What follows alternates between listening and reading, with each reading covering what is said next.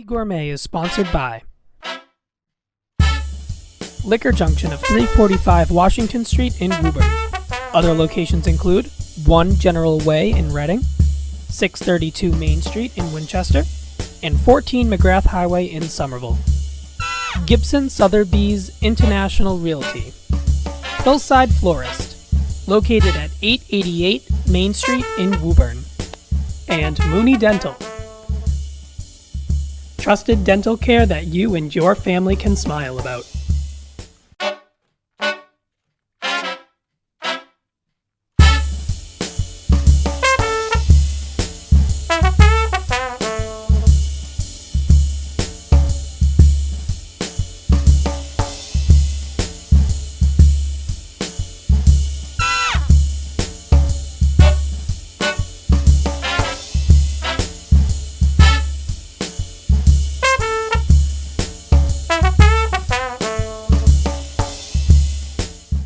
Hello everybody and welcome back to the Easy Gourmet. I'm your chef and host Vinny Felici. Glad to have you in my kitchen today. Today's recipes. We got one they're actually pretty simple. Both recipes are pretty simple. We're going to be doing a meat entree and a pasta dish. But we're going to do the meat first. While that's in the oven, we'll do the pasta. So and what it is I'm going to be doing individual meatloaves, beef meatloaf and chicken meatloaf. And I'm going to be using ground chicken and ground beef. And then the pasta dish is going to be a dish that I picked up while I was in Rome, a pasta dish that has flowers from the pumpkin plants. You can also use squash flowers. So actually in Italian it's called pasta di zucco di fiori, which is the flowers of the squash, but we're going to be using pumpkin today, which is pretty close. And one thing I did notice when I made it this summer, I had the squash blossoms, and they really taste like squash. Well, all those are gone now, but the pumpkin vines are still there with all these flowers. I'll just show you quickly, but I'll show you a little later. But if you eat one of these, it actually tastes like pumpkin, which is kind of really nice, really nice. So we're going to put these aside now, and we want to get our meat started. So what we have is I have a pound of ground beef and a pound of ground chicken. We're going to be adding a bunch of different things to them, and then we're going to be using a measuring cup, and each one of the meatloaves will be this size. So the first thing we want to do is we're going to make our own flavored breadcrumbs. You can certainly use breadcrumbs flavored from the store or use plain breadcrumbs, but I like to make them myself. So what I do is I use 1 scallion, and this recipe is for 1 quart of breadcrumbs. So I have 1 scallion. And this can vary either way. You don't have to use scallion. You don't have to use any of this. Again, they can be plain, but I like to flavor them this way before I use them. I have a little bit of parsley, 1 clove of garlic,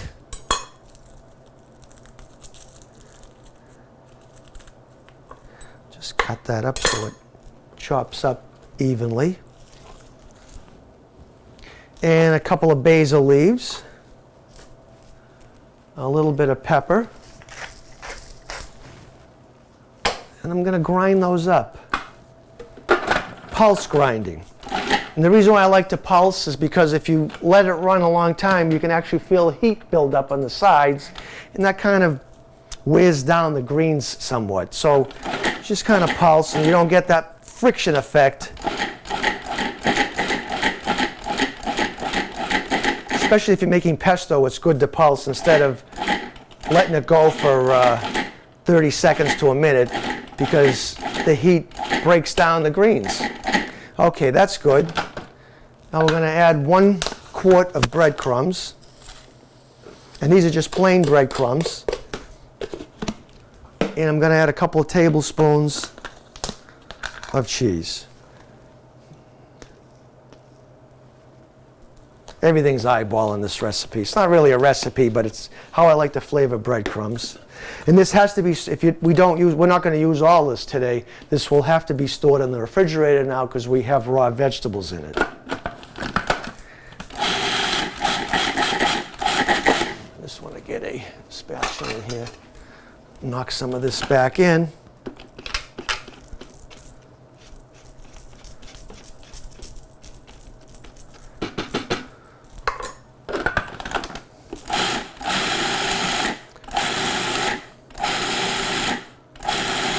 And that's pretty much it. And that's how I flavor breadcrumbs. Again, any combination of anything you like will work. This is just how I like to do it. I'm going to put these back in our quart container. I like this because the flavored breadcrumbs that you do buy at the supermarket or your local grocery store, the herbs are dried herbs, and I like to use the fresh herbs. I just think it's nicer. But it's always chef's choice.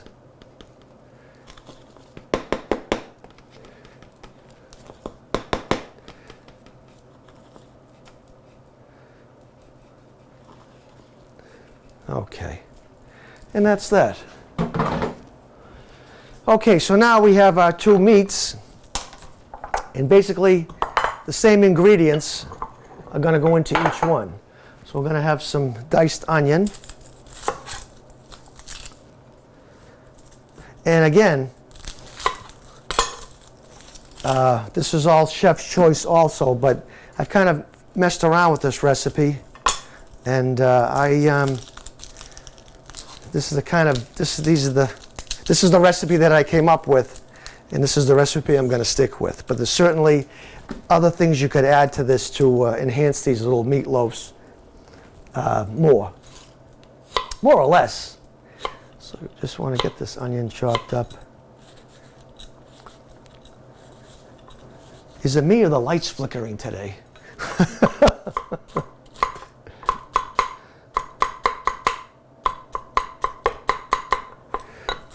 And just about a tablespoon of onion in each.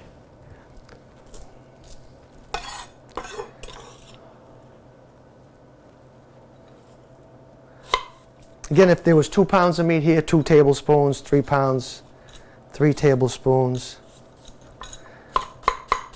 I know everybody has their own recipe for meatloaf, but these little individual ones are kind of nice. Normally, you probably wouldn't serve meatloaf to company, or maybe you would, but when you have them individual like this, it kind of makes it a little more, I don't know, a little special. Okay, what do we have now? We have breadcrumbs. We're going to start off with a 1/2 cup in each.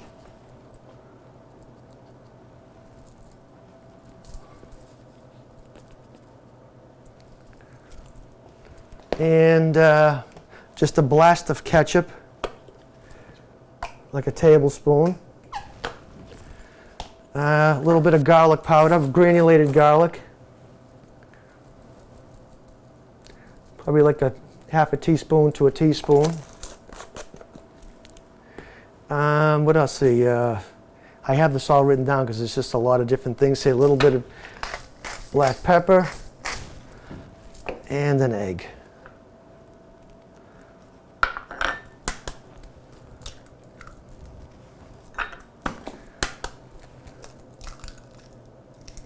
And I'm going to mix this with a glove. Oh, and a little blast of Worcestershire sauce, which gives it that kind of umami taste, that umami flavor. You know, there's the salt, the sweet, the bitter, and now there's umami. And I'm just going to get a couple of gloves here. Maybe just a pinch of salt in each.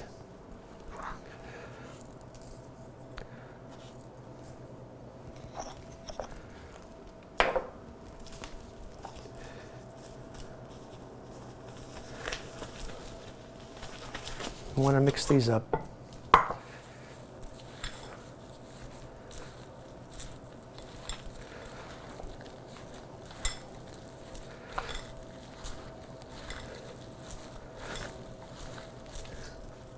Maybe I'll get both hands in there. This just makes it a little easier to clean up.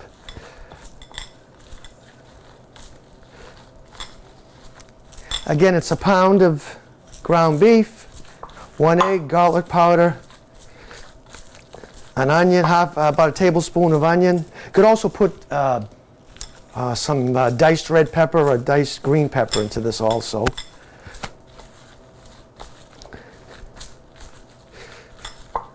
That's good. I'm going to switch out our gloves and do the chicken.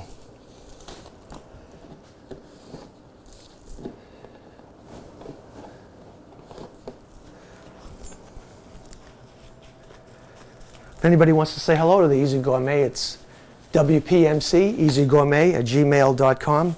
Or visit me on Facebook at the Easy Gourmet, Vinnie Felici. If the mixture, which it appears to be in the chicken, is a little too loose, we might want to add a little bit extra breadcrumbs. We'll see in a minute. The beef seems fine. This just seems a little loose to me.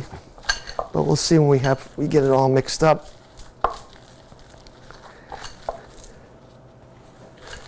Maybe just a little bit, Maybe like 1/8 of a cup.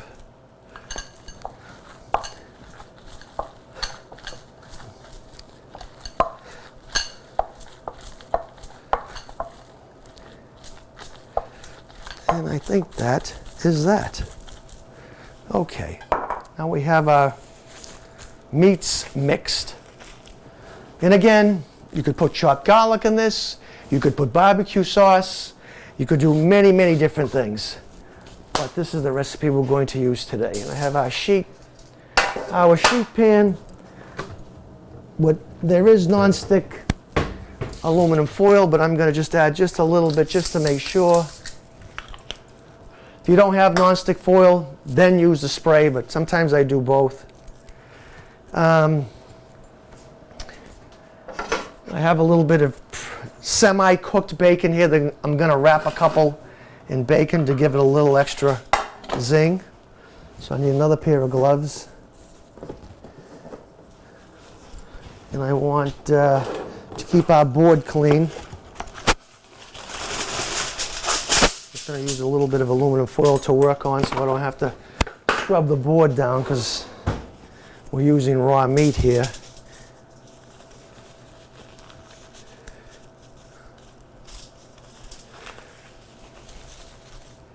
You know, and basically it's simple. Just fill up a measuring cup. Not too tight. I got a piece of bacon.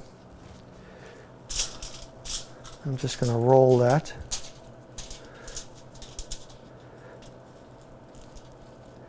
I think I need a few toothpicks, or one anyway. I tried doing this with bacon that just right out of the package, and the bacon doesn't cook enough, so I cooked this slightly. And that's that.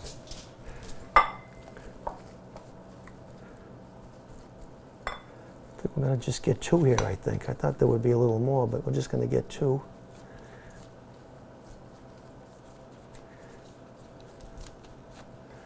Just put this off to the side.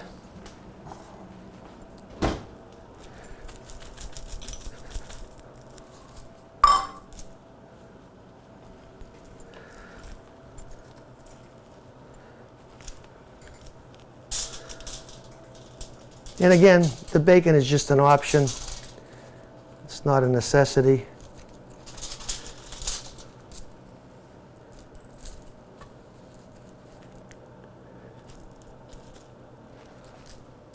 Okay, now we'll do the chicken.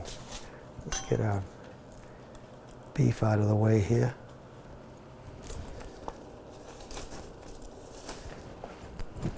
Another pair of gloves. Just give this a quick rinse.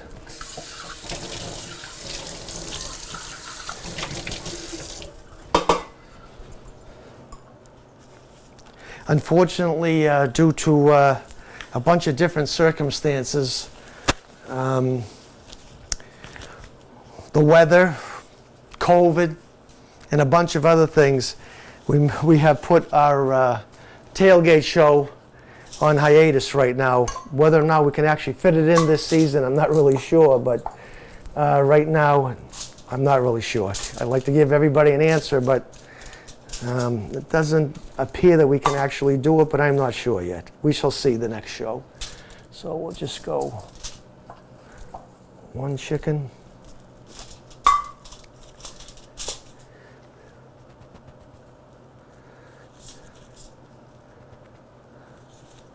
And 2 chicken.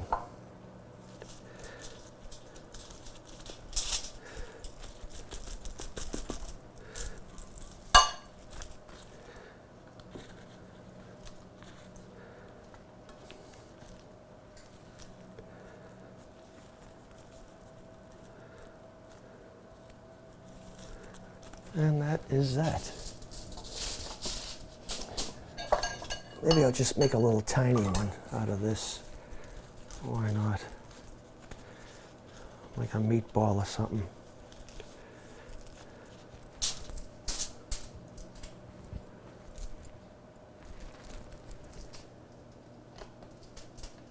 I don't think this is really enough beef to do anything with. No, we'll just leave that alone.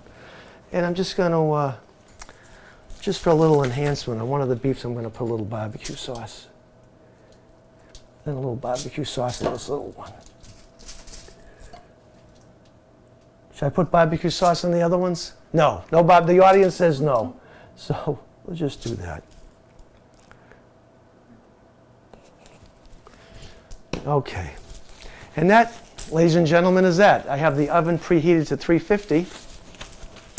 And we're going to toss those in for about 25 minutes or so.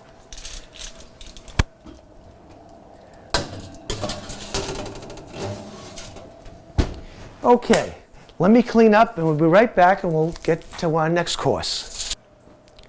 All right, so our next course, another very easy recipe. I'm just going to crank up our water to get our pasta going. I'm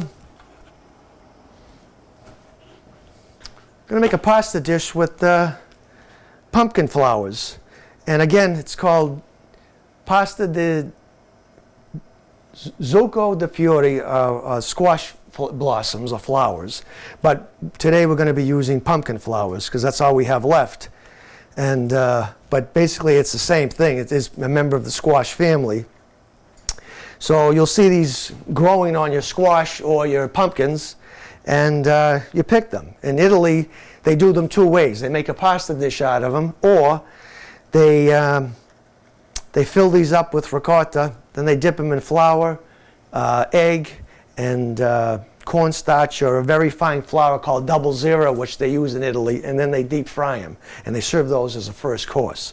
But we're not going to be doing that today. We're going to be making a pasta dish with these. So I have a little colander full of them. And what you have to do is, when you do pick them, there is something in here called a stigma, I think it's called. And it's a little bit bitter, and you want to remove that. So you just snap that off with your finger. I left a few on there so you could see that. Again, I'll show you. Nothing's going to happen if you eat it. It just has a little bitterness to it. And it's a little tough. It doesn't really cook either. Sort of like the connective tissue on a scallop. They're there, you can eat them, but they're not that pleasant. So we want to get rid of that. I left a few. One thing I did run into the last time I made this, which was a couple of weeks ago, is when I opened them up, there was a bee inside. So you have to watch it when you're messing around with these, because the bees get in there and these close up a little, and then the next thing you know, when you open it, the bee. So actually, 2 of them had bees, and one actually, I didn't know where it was, and all of a sudden I felt on my shoulder. Well, it didn't sting me, but I felt the weight of it. You know, the bumblebees, whatever they call those, like the really huge bees. And it felt like somebody was tapping me. When I looked over, there it was on my shoulder. But I don't think do those bees sting? I think they do. I'm not sure. But anyway, we're going to leave these whole. I already washed them. I washed each one, but I just want to go over again just to make sure there isn't any, sometimes there's a little decay. It's been a little cool out at night, so the ends of them are starting to deteriorate somewhat. So, but these look pretty good.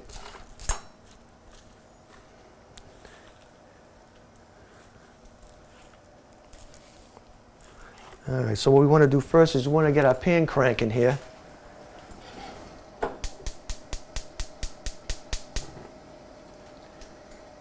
Not too high. And we'll get a little bit of garlic going in there. Oh, our water's boiling.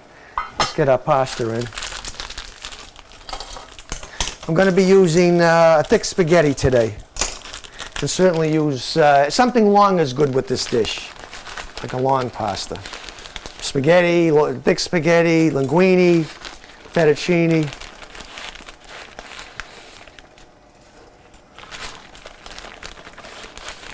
I have salted water here. I always salt the water because the pasta will taste flat.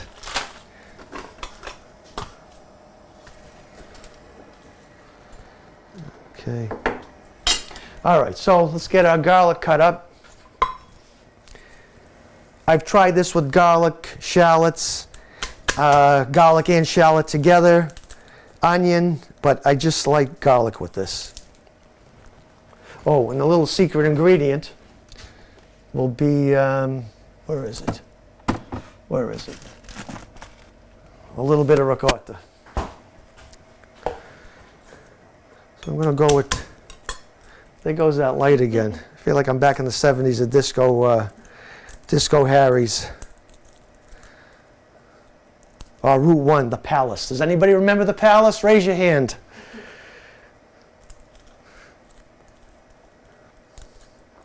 The Palace was, I don't know if anybody remembers the orange dinosaur on Route 1. The Palace was diagonally across the street.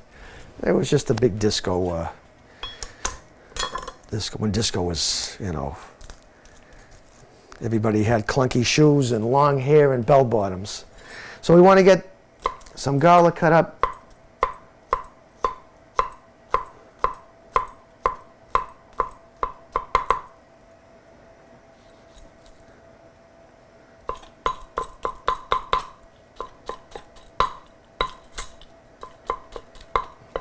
I got like 3 cloves here, or 2.5.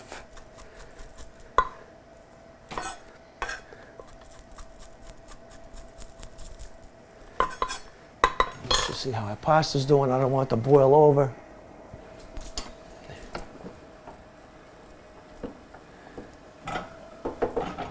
And we're going to use some nice olive oil.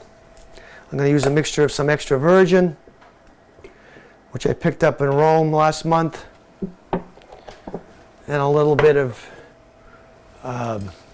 just regular olive oil. Not light olive oil, just regular olive oil. So I got about 5 or 6 tablespoons in there, give or take. Let's get that going. My little transfer paddle. I don't want to brown these, I just want to get the oil flavored, then I'll throw the flours in.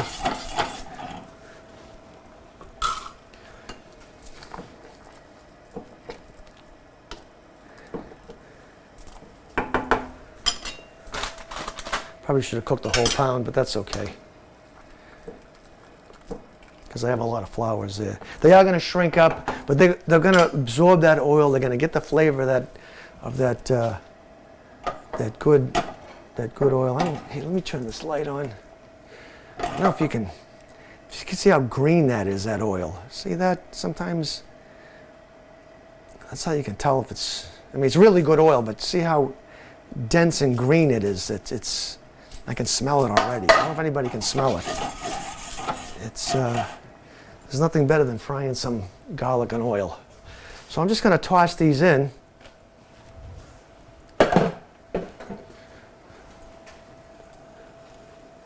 I'm not going to cut them up because they're going to shrink.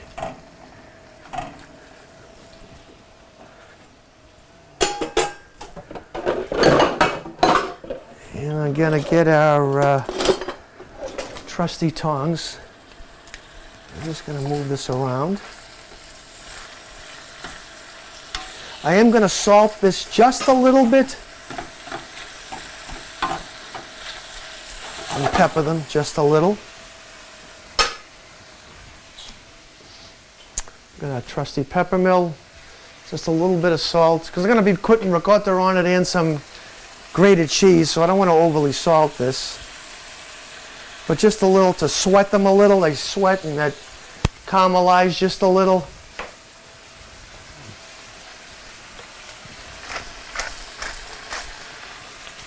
It's always, when you're using freshly ground pepper, it's always good to kind of put it on to the beginning so it cooks a little instead of getting the grinds in between your teeth. So if you put it like at the beginning of your dish,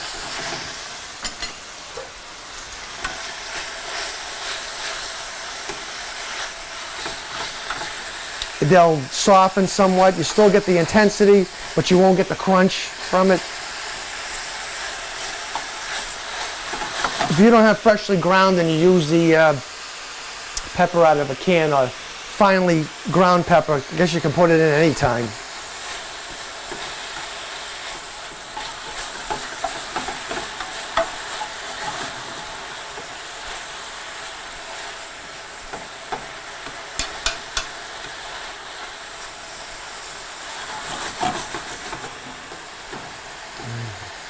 That's coming along really nicely.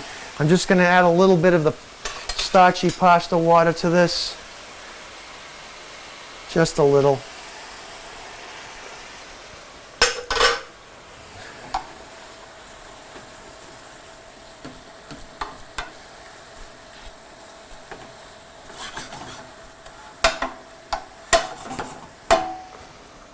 And I'm going to add our in a minute, I'm going to add a little bit of ricotta to this and really get it nice and creamy. You don't have to add this, but it's just an option. So we have this. I just lowered the fire here, and I just want this to simmer slightly. Maybe just a little more water because I don't want these to really fry and crisp. So just a little more pasta water. I'm going to put the cheese on in a few minutes. But while we're waiting, let's try our wine for the day, which is very interesting today. It's a Cabernet from Australia, and it's put through oak barrels that have had brandy in them, and it has a quite unique taste rather than just the regular Cabernet. It had a nice. I tried one, and I said I'm going to have that on the show. So this isn't one of those times where it's a mystery bottle, but I must say it's got a lot of hints of different things in it from the brandy that I don't know if they leave it. The description doesn't really tell you what they do for processing, but it does mention a whole different notes of and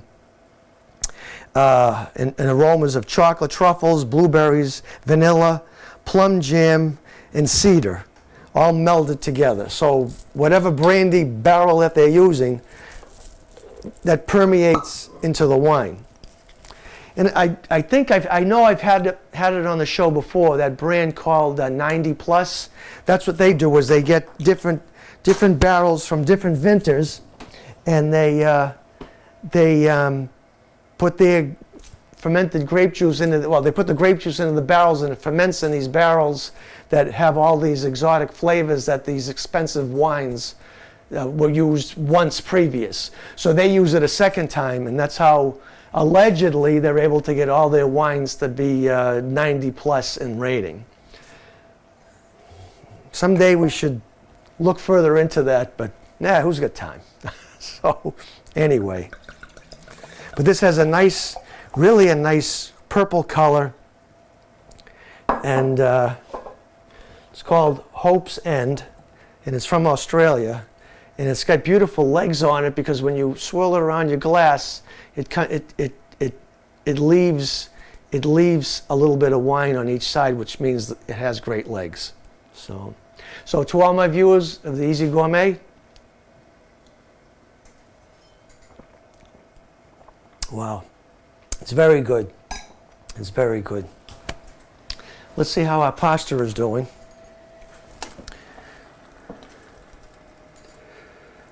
I want it a little bit al dente because I'm going to finish it here in the... It has a little bite. So what we're going to do,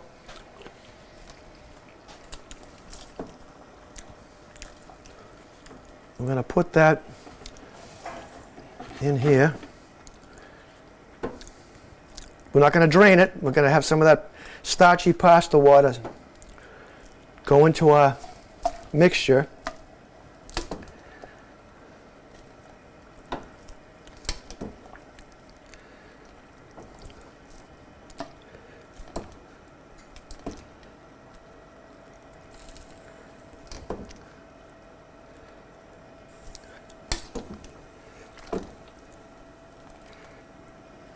And that's that. Oops. And that's that. Now we can add our ricotta now. I might want to add just a little, this is about 2 heaping tablespoons. I'm going to turn this up just a little. And a little more pasta water.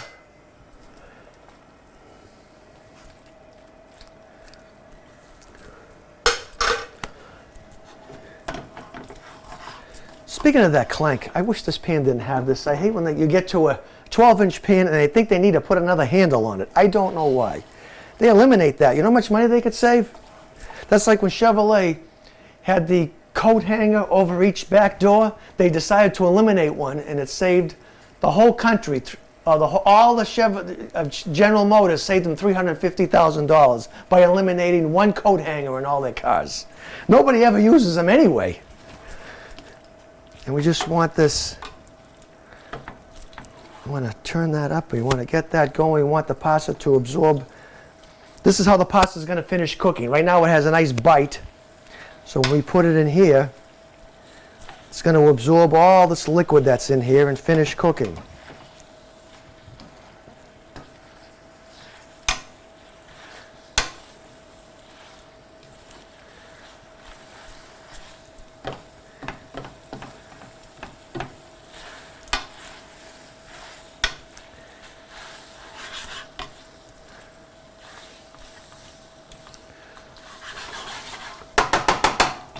I just want to get a little taste just to see how it is. See if it needs something.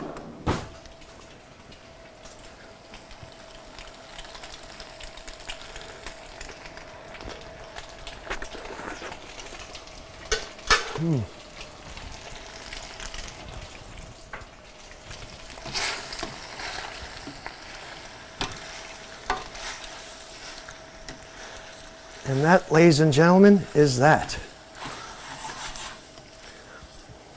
It's nice and creamy. It's decadent. And it's good. So again, a nice bowl we have here.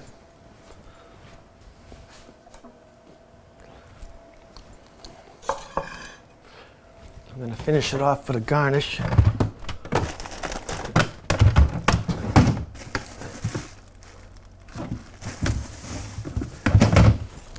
A little bit of parsley after we get into our serving bowl.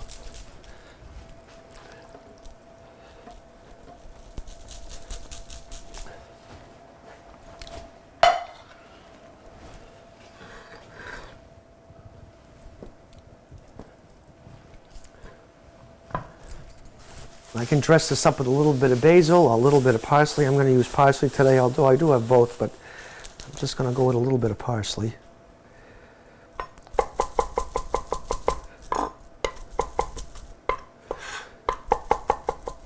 Now you could put cheese on this now, but I think after you serve yourself is the best time to put cheese. I don't want to have the whole thing full of cheese in case maybe somebody wanted a little more or a little less, so I do it this way.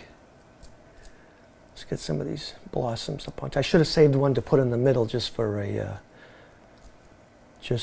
looks. I think I used them all. Yeah. Unless somebody in the crowd wants to go down and get one.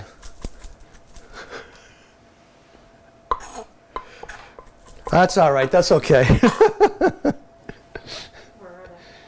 They're on the pumpkin patch.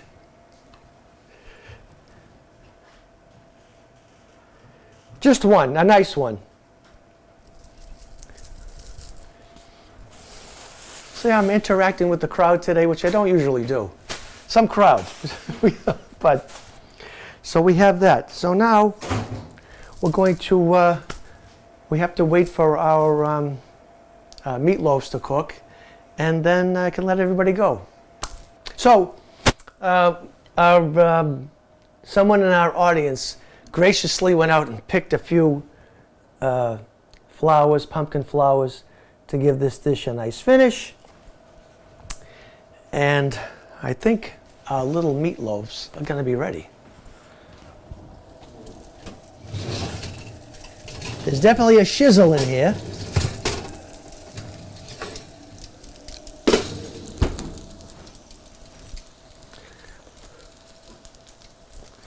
I know the little one's going to be ready. So we're just going to take its temperature. What I like the chickens to be 160.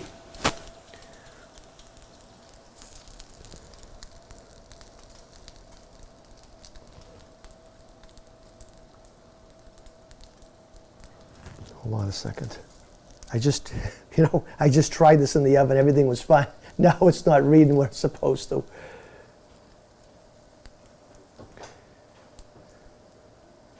Okay, we got 160 there. And as you leave them out, they're going to cook a little longer. And I want the beef to be at 140.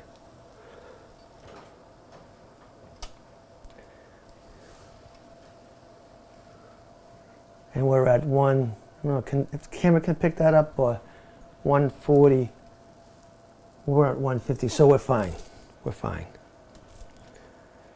See how this one is. It's got to be the same thing. Yeah, as long as we're over 140 for beef and 160 for chicken. And okay, so I got a nice little platter here. I got my fish platter that I picked up in Sorrento. I'll just get some tongs.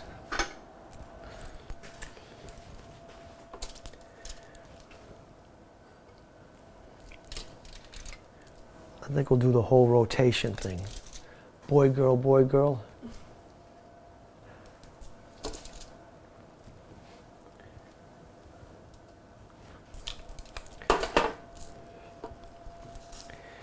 And I don't want to put that one out. That's okay.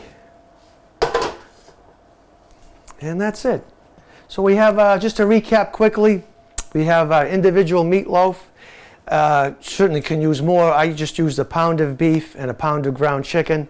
And I'll just read you the ingredients quickly. It's 1 egg, half a cup of breadcrumbs, like a tablespoon of ketchup or barbecue sauce. I happen to use ketchup. A teaspoon of Worcestershire sauce, garlic powder, diced onions. You could put some diced peppers in here also if you'd like, green or red or yellow, whatever you'd like, and a little bit of salt and pepper. And I wrapped them with some bacon that I had already pre-cooked so it would crunch up just a little. I didn't do it on all of them, just the 2 beefs I did and 1 chicken. And this one particular one, I just put a little barbecue sauce on top for a little enhancement. So that's what we did today. And of course, our pasta with pumpkin flowers, it's pasta with zucca di fiori, which means squash flowers, but these are pumpkin flowers, but basically the same thing. It's a member of the squash family. And I just sauteed a little bit of garlic, sauteed the squash flowers to make sure you take the stigma out of the middle of it, because that's kind of bitter.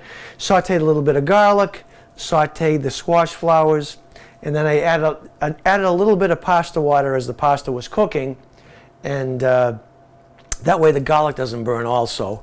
And a little pepper, and cook that down, and then I put the pasta directly from the boiling water into the fry pan, and that way it absorbed the moisture that was in there, and I added 2 heaping tablespoons of ricotta. And that's about it. You could always dress this up with a little bit of like dots of ricotta if you'd like to.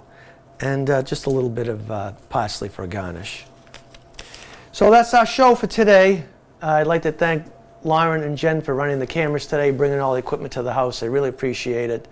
And I'd like to thank our sponsors, Gibson Sotheby's Realty, Boston, Cambridge, Chatham, all over Massachusetts now. Thank you, Larry Rideout.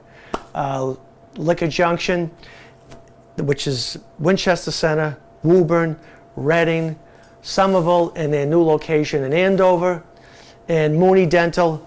I just went there yesterday for cleaning. Thank you. Everything went well, luckily, although I think they had told me that my number 30 tooth has a hairline crack in it. So we'll have to see how that all works out. And of course, our most gracious sponsor, Hillside Florist, 888 Main Street here in Woburn, North Woburn, Mass. Thank you, Charlie, for a lovely bouquet of flowers today. And I must say this because I didn't know this till I picked up the flowers yesterday, that Charlie is having surgery on his knee today. So hopefully it all went well. And leave the nurses alone, okay? So again, thank you everybody for coming into my home. Until next time, good health and good cooking. See you again on the Easy Gourmet. Easy Gourmet is sponsored by Liquor Junction of 345 Washington Street in Woburn. Other locations include 1 General Way in Reading, 632 Main Street in Winchester, and 14 McGrath Highway in Somerville. Gibson Sotheby's International Realty. Hillside Florist, located at 888 Main Street in Woburn. And Mooney Dental. Trusted dental care that you and your family can smile about.